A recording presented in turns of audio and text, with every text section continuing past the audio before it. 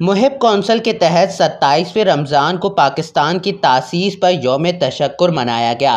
कराची के इलाके पाक कॉलोनी में यौम तशक्कुर की तकरीब में मुत्तफ़िका करारदाद में 27 रमज़ान को कौमी दिन के तौर पर ना मनाए जाने की मज़म्मत की गई। तकरीब की सदारत असलम खान फ़ारूकी ने की। अल्लाह की नेमतों का शुक्र अदा करना ईमान का हिस्सा है।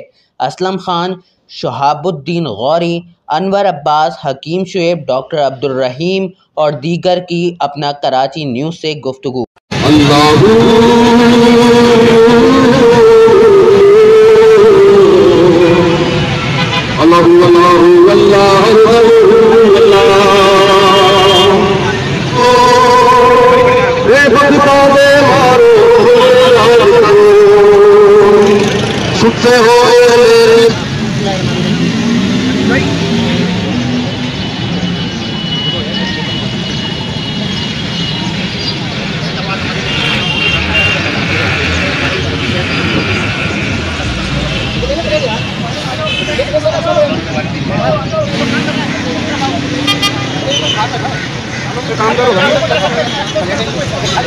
काम